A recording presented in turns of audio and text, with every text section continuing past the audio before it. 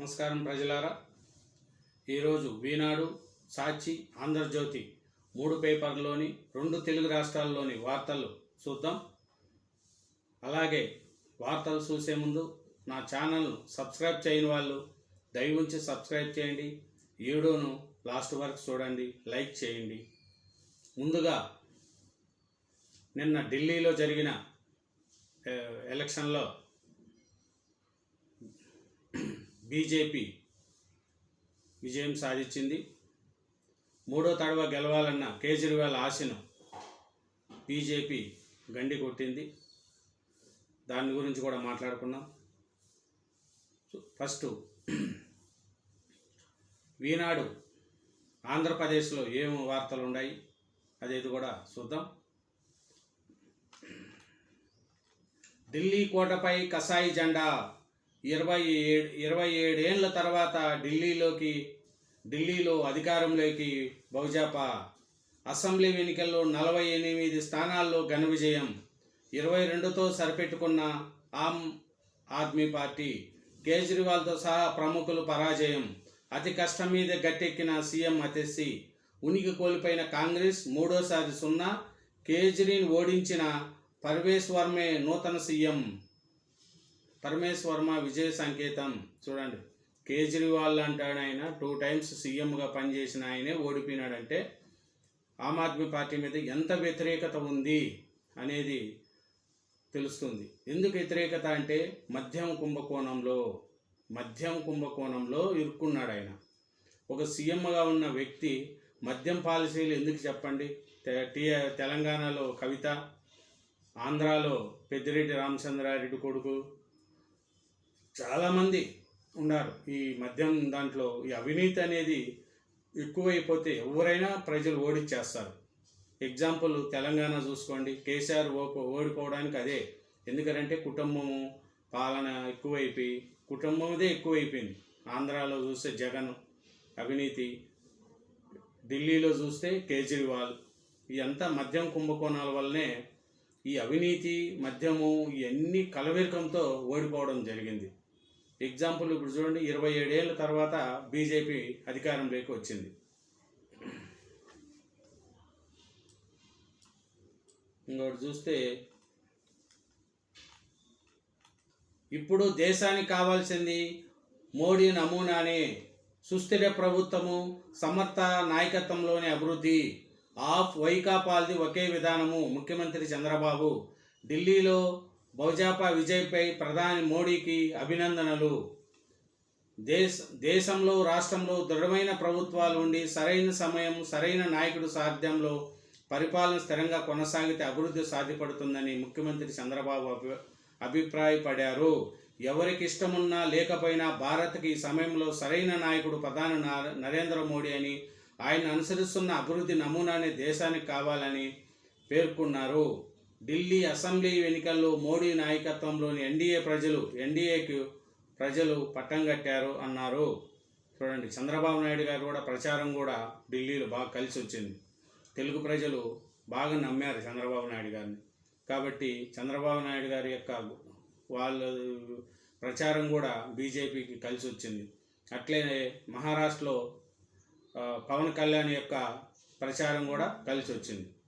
కాబట్టి దీనివల్ల ప్రజల్లో అవినీతి అనేది ఎక్కడున్నా అక్కడ రాష్ట్రంలో మళ్ళీ పార్టీలోకి రావడం కష్టమవుతుంది. కాబట్టి ప్రజలకు ఏం చెప్పాము, ఏం చేశాము అనేది చేయకపోతే ఇబ్బంది పడుతుంది. నెక్స్ట్ తెలంగాణలో కూడా బీజేపీ పాకా వేయాలని నెక్స్ట్ ఎలక్షన్లకు ఊపులాడుతుంది. ఎందుకంటే తెలంగాణలో కూడా బీజేపీ బలపడుతుంది రోజు రోజుకు. బీఆర్ఎస్ బలం తగ్గిపోతుంది, బీజేపీ బలం చేకూరుతుంది. కాబట్టి నెక్స్ట్ ఎలక్షన్లో కూడా బీజేపీ గట్టిగానే పోటీ గెలవాలనే దాంతో ఉంది.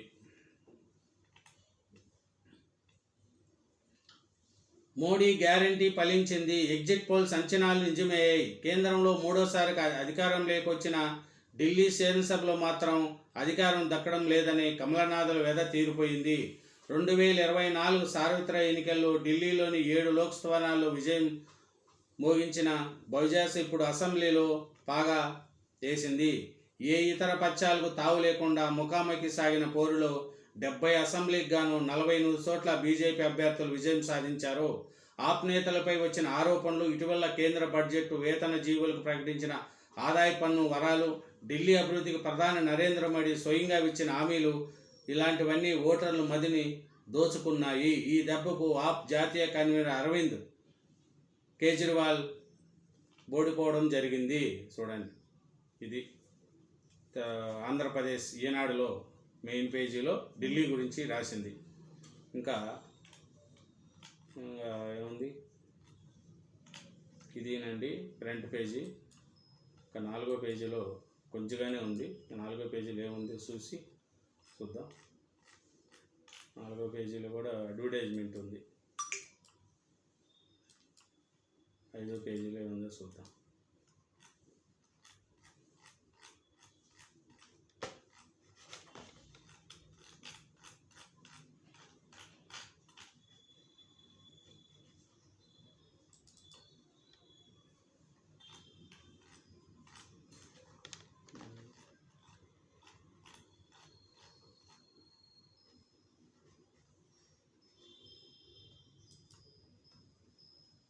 ఐదో పేజీలో 1995తో పోలిస్తే 2024 వివిధ రాష్ట్రాల జిఎస్డిపిలో సాధించిన వృద్ధిని చంద్రబాబు వెల్లడించారు. ఆ వివరాలు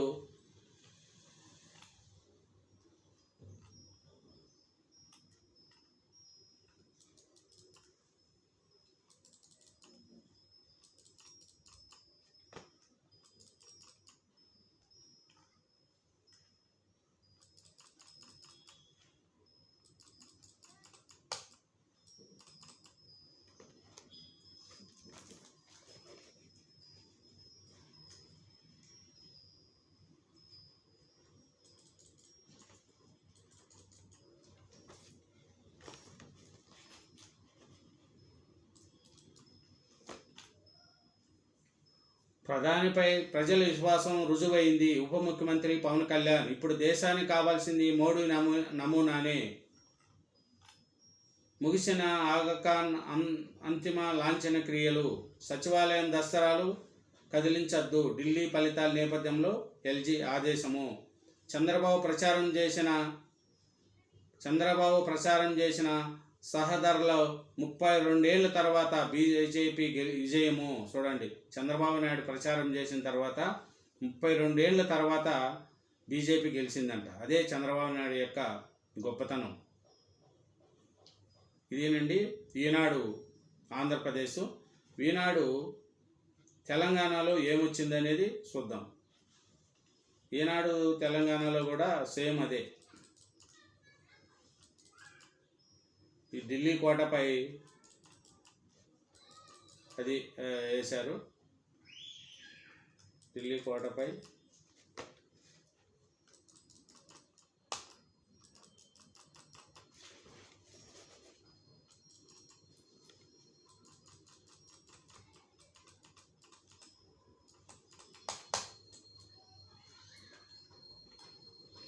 కోటపై కసాయి జెండా. 27 ఏళ్ళ తర్వాత ఢిల్లీ అధికారంలోకి భాజపా. అసెంబ్లీ ఎన్నికల్లో 48 స్థానాల్లో ఘన విజయం. కేజ్రీవాల్ ఓడించిన అతనికే సీఎం పదవి అని అంటున్నారు. మరి ఏమిస్తారో చూడాలి. అది ఇంకా అయితే కాంగ్రెస్కి అయితే ఒకటి కూడా రాలేదు. కమల దళానికి లోకల్ గెలుపు, ఆపుకు అవినీతి షాకు, పార్టీని ఉన్నంత శిఖరాలకు చేర్చి సీఎ తప్పిదాలతో కేజ్రీవాల్ ఓటమి. చూడు, కేజ్రీవాల్ కూడా ఓటమయ్యారు. అది రాశారు మన తెలంగాణలో. ఇంకా అమ్మో బీటెక్ ఫీజు ప్రస్తుత రుసుము 50 నుంచి 100% పెంచాలంటున్న కళాశాలలు. టీఏఎఫ్ఆర్సీకి ప్రతిపాదనలు అందజేత. ఈసారి 2 లక్షల మార్కు దాటే అవకాశము. 1,00,000 దాటే కాలేజీల సంఖ్య రెట్టింపు. చూడండి, బీటెక్ ఫీజు 100%, 50 నుంచి 100% పెంచాలని అని చేశారంట. ఓఆర్ఆర్ టోల్ టెండర్లపై సిట్ విజిలెన్స్లో కీలక అధికారి దర్యాప్తు బాధ్యతలు. త్వరలో ఉత్తర్వులు వెలువడే అవకాశము. అది బీఆర్ఎస్ దాంట్లో ఈ రింగ్ రోడ్లు ఓఆర్ఆర్ టోల్ టెండర్లు ఇచ్చారు కదా, దాని మీద సిట్టు చేస్తున్నారంట. 3,000 కోట్ల పన్నులకు నెలాఖరులోపు కార్యాచరణ.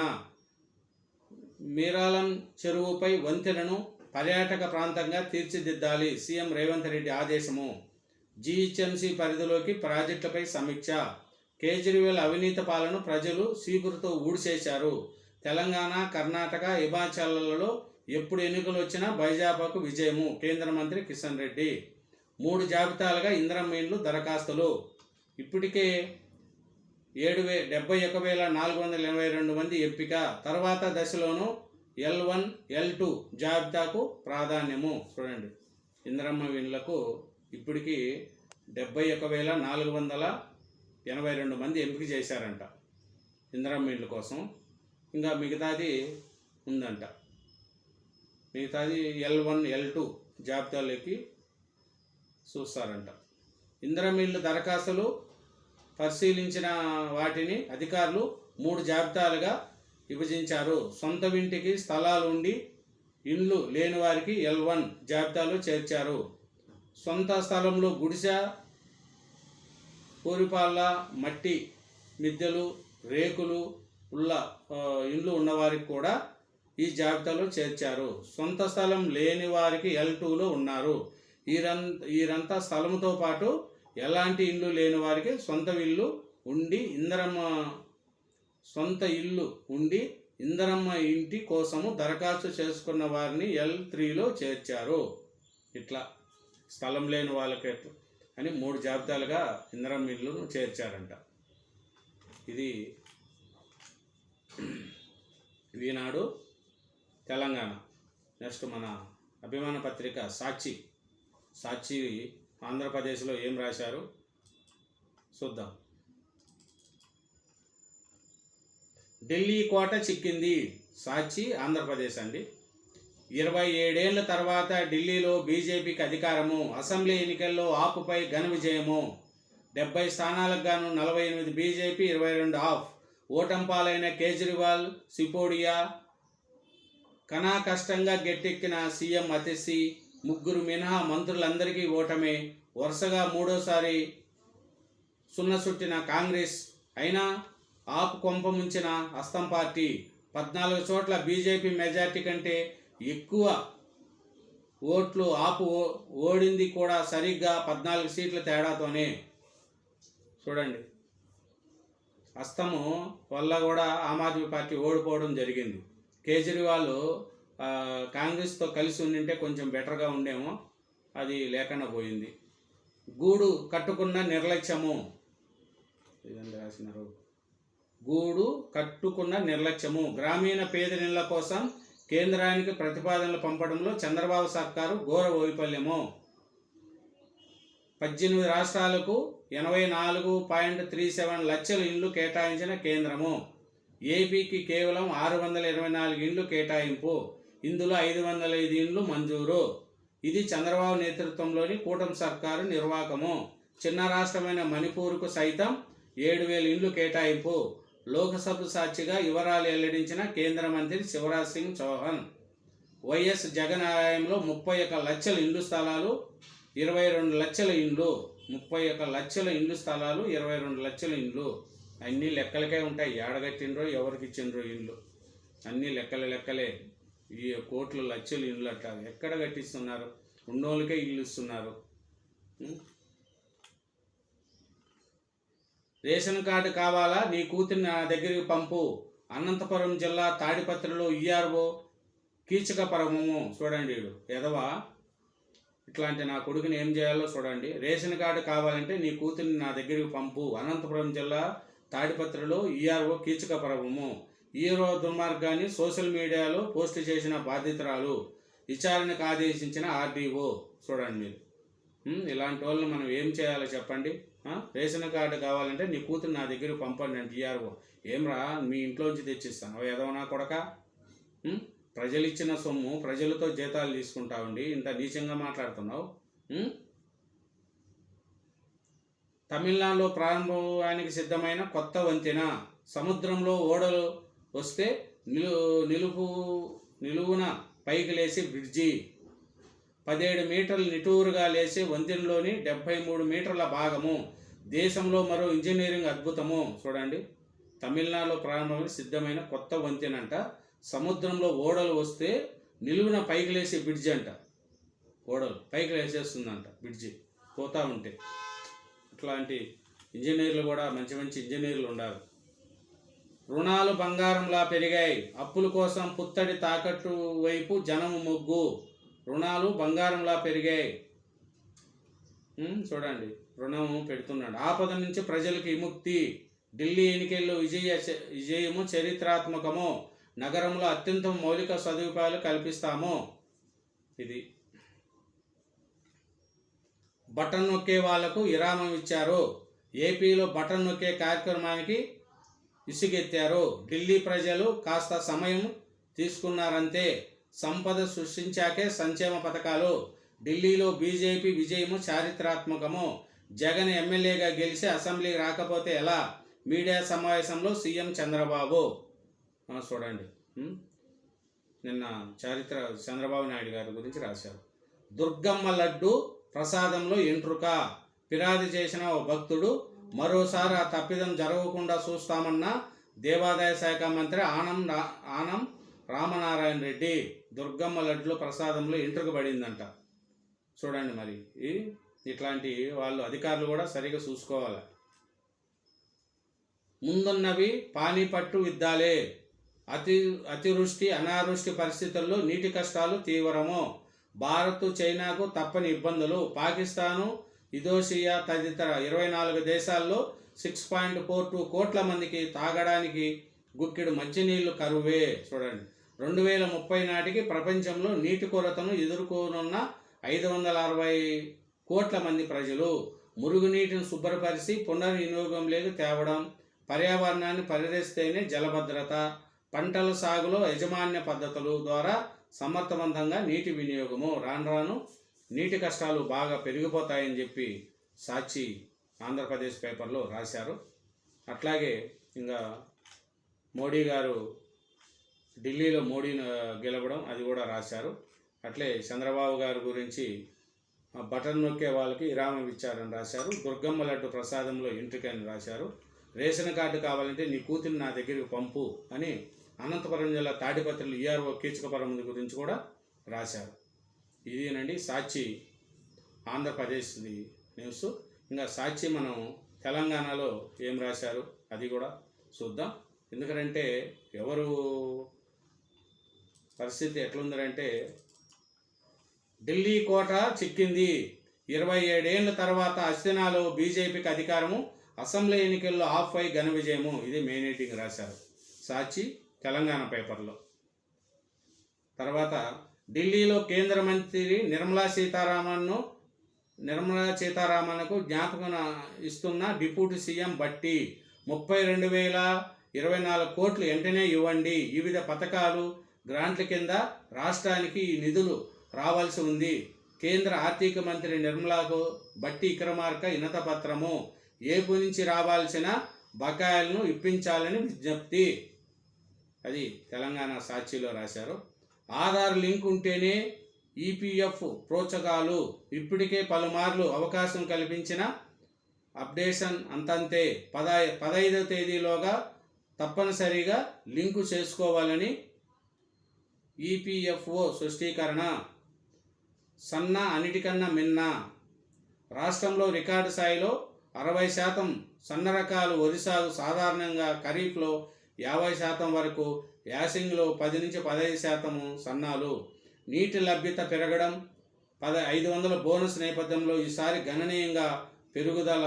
అన్ని రకాల వరి కలిసి ఇప్పటికే 49 లక్షల ఎకరాల్లో సాగు. మరో 15 లక్షల ఎకరాల్లో పెరిగే ఛాన్సు. చూడండి, ఈ సన్నాల బియ్యమే ఎక్కువ పెరుగుతున్నాయంట తెలంగాణలో. ఎందుకంటే 500 రూపాయల బోనస్ కానీ నీటి సౌకర్యాలు ఉండడం వల్ల కానీ ఈసారి సన్న బియ్యాలు బాగా పెరిగినాయంట తెలంగాణలో. కాంగ్రెస్ నేతలు కనిపిస్తే జనం కొట్టేలా ఉన్నారు. సెక్యూరిటీ లేకుండా సీఎం బయటకు తిరిగే పరిస్థితి లేదు. KTR iron leg CM. ఢిల్లీలో కాంగ్రెస్కు గుండు సున్న తెచ్చారు.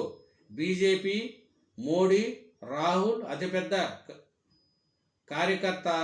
మోసగాళ్ళంతా బీఆర్ఎస్ నుంచి వెళ్ళిపోయి వెళ్ళిపోయి నికారస్ మిగిలింది. చూడండి, ఐరన్ లెగ్ సీఎం అంట. ఢిల్లీలో కాంగ్రెస్ గుండు సున్న తెచ్చారంట. బీజేపీ మోడీకి రాహుల్ అతిపెద్ద కార్యకర్త అంట. చూడండి, ఇది మన కేటీఆర్ గారు. మళ్ళీ మీరు ఎమ్మెల్సీ దాంట్లో మీరు నిలబడట్లేదు కదా సార్ కేటీఆర్ గారు. మన ఇప్పుడు ఉపాధ్యాయ దాంట్లో ఏదో గ్రాడ్యుయేటా ఎమ్మెల్సీలు జరుగుతున్నాయి కదా, మేము నిలబడమని చెప్పారు. మీ పరిస్థితి ఏముంది? ముందు మీది కూడా చూసుకోండి. బీజేపీ బలపడుతుంది, బీఆర్ఎస్ తగ్గిపోతుంది. అది పరిస్థితి. అన్ని సీట్లు గెలవాలి. 3 ఎమ్మెల్సీ స్థానాలపై కేంద్ర మంత్రి కిషన్ రెడ్డి విజయం లక్ష్యంగా కార్యక్రమాలు చేపట్టాలి. ప్రచారంలో కాంగ్రెస్ సర్కారు వైఫల్యాలను ఎండగట్టాలి. ఎమ్మెల్సీ ఎన్నికల సన్నద్ధతపై కిషన్ రెడ్డి అధ్యక్షతన భేటీ అయిన ముఖ్య నేతల భేటీ ఇది. దీంట్లో బీఆర్ఎస్ చేతులు ఎత్తేసింది, మేము నిలవడము మాకంత లేదు అని. మళ్ళీ అది అక్కడ ఈ రాష్ట్రంలో చూసుకోరు కానీ పక్క రాష్ట్రాల్లో కేంద్రంలో అది చూసుకుంటారు. మళ్ళీ 3 దాంట్లలో బీఆర్ఎస్ వాళ్ళు నిలబడచ్చు కదా, నిలబడరు. పంబన్ 2.0 తమిళనాడులో ప్రారంభ సిద్ధమైన కొత్త బ్రిడ్జి. సముద్రంలో ఓడలు వస్తే నిలువుకు పైకి లేసే వంచెన. దేశంలో మరో ఇంజనీరింగ్ అద్భుతము. చూడండి, తమిళనాడులో బ్రిడ్జ్ అంట, ఓడపాడు వస్తే బ్రిడ్జ్ పైకి లేచేస్తుందంట. చూడండి ఎంత టెక్నాలజీ పెరిగిందో ఆలోచించండి. కళ్యాణం కమనీయం. వివాహ వేడుకల వేయాల్లో వెలిక తగ్గని జనం. 32 లక్షలు దాటిపోయిన సగటున పెళ్ళిళ్ళ ఖర్చు ఏటా 14% మేర పెరుగుతున్న తీరు. చూడండి, కళ్యాణానికి ఎంత ఖర్చైనా పెడుతున్నారంట, పెళ్ళిళ్ళకు తగ్గకుండా ఖర్చు పెడుతున్నారంట. రుణాలు బంగారంలా పెరిగాయి. అప్పుల కోసము పుత్తడి తాకట్టు వైపు జనము మొగ్గు. సుస్థిరత సాధనంగా మారిన పసిడి. బంగారంపై తీసుకునే రుణాలలో దక్షిణ రాష్ట్రాలదే సింహభాగము. ఇట్లా బంగారు పెట్టి ఈ చాలా మంది బంగారం తీసుకుంటున్నారని రాశారండి. సాక్షి తెలంగాణ. ఇంకా ఆంధ్రజ్యోతి చూద్దాం. ఆంధ్రజ్యోతి 2 రాష్ట్రాల్లో ఏముండదు అది కూడా చూద్దాం. దాంట్లో కూడా మెయిన్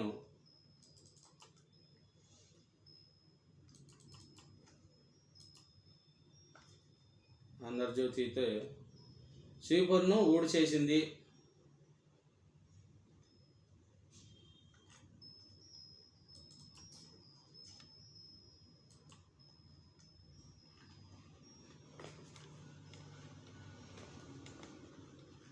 చీపురును ఊడ్చేసింది. ఆంధ్రజ్యోతి మెయిన్ పేపర్లో వచ్చింది. ఇది చారిత్రాత్మక విజయము.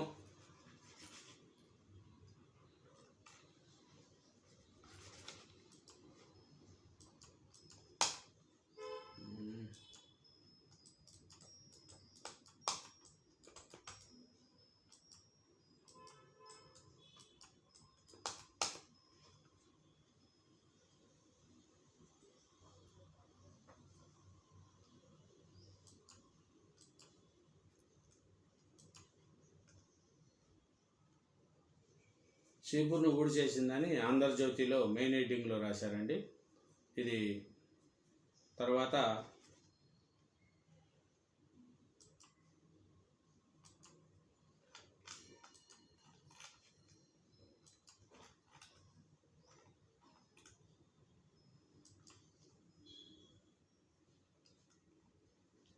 ఢిల్లీలో ఆపును మట్టి కనిపించిన బీజేపీ 26 ఏళ్ల తర్వాత మళ్ళీ అధికారం పీటపైకి. 8 సీట్ల నుంచి వేగంగా 48 స్థానాల్లో విజయం. 22 సీట్లకే పరిమితమైన ఆమ్ ఆద్మీ పార్టీ. కేజ్రీవాల్, మనీష్ సిసోడియా సైతం ఓటమి. 0తో హ్యాట్రిక్ సాధించిన కాంగ్రెస్ పార్టీ. 3 టైం నుంచి కాంగ్రెస్ పార్టీకి 0 వస్తున్నాయంట. కమలాన్ని గెలిపించిన పీఆర్సీ, ఐటీ, జట్లు, హామీలు. కమల వికాసంలో కాంగ్రెస్ కీలక పాత్ర. పార్టీ చీల్చిన ఓట్లతో 14 స్థానాల్లో విజయము. సీఎంగా పర్వేజ్ వర్మ. రేసులో బీదూరి, మనోజ్, శృతి. చూడండి, కాంగ్రెసే బీజేపీని 14 చోట్ల గెలిపించిందంట. ఆమ్ ఆద్మీ పార్టీ కేజ్రీవాల్ కాంగ్రెస్తో కలిసి ఉండింటే ఆమ్ ఆద్మీ పార్టీకి అవకాశం ఉండు.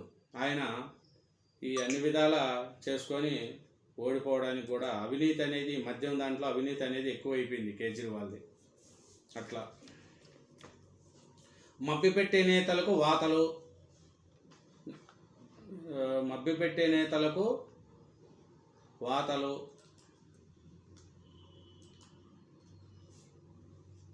నాడు ఏపీ నేడు ఢిల్లీ ఫలితాలే నిదర్శనము. ప్యాలెస్లు కట్టుకొని ఓడిపోయారు. మద్యంలో అవినీతికి పాల్పడితే బాగుపడరు. ఢిల్లీ పంజాబ్లోనూ విధ్వంసమే. ఏపీలో 5 ఏళ్లలో అదే స్థాయి వైపరీత్యము. ప్రజలు ఇవ్వని ప్రతిపక్ష హోదాను నేనెలా ఇస్తాను? చంద్రబాబు నాయుడు జగన్ గురించి చెప్తున్నారు. ప్రజలే ప్రతిపక్ష హోదా ఇవ్వలేదు, నేనెట్లా ఇస్తాను? ఈ అవినీతి అనేది ఎక్కువైపోయి ఏపీలో జగన్ కానీ ఢిల్లీలో ఈ కేజ్రీవాల్ కానీ ఓడిపోవడం జరిగింది అని రాశారు.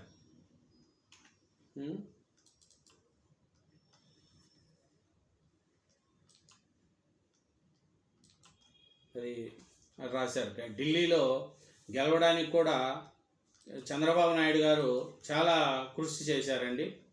అది మనం దాన్ని ఎందుకంటే తెలుగు ప్రజలు ఉండే కాడ కూడా మంచిగా పోరాడడం జరిగింది. అది దానివల్ల కూడా బీజేపీ 32 ఏళ్ళ తర్వాత ఆడ గెలవలేదంట. 32 ఏళ్ళ తర్వాత చంద్రబాబు నాయుడు గారు ప్రచారం చేసిన తర్వాత అక్కడ గెలవడం జరిగిందంట. అది చూడండి మరి ఇది ఎంత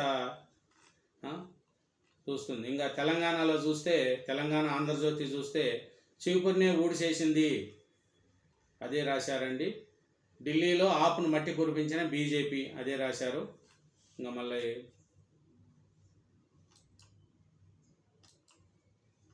మెయిన్ వార్తలు, ఇంకో వార్తలు చూసుకుంటే తెలంగాణ బీసీల్లో ముదిరాజులే టాపు, జనాభా పరంగా అగ్రస్థానము. తర్వాత స్థానంలో యాదవ, గౌడ, మున్నూరు కాపు, పద్మశాలులు. కులగణన నివేదికపై తేల్చిన లెక్క. అగ్ర కులాల్లో రెడ్లదే అగ్రతాంబూలము. హైదరాబాదు వైద్య రాజధాని.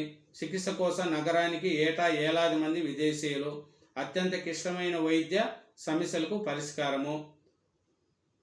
ఫోర్సు 30 అండర్ జాబితాలో బాంజు నీలకంఠ బాను.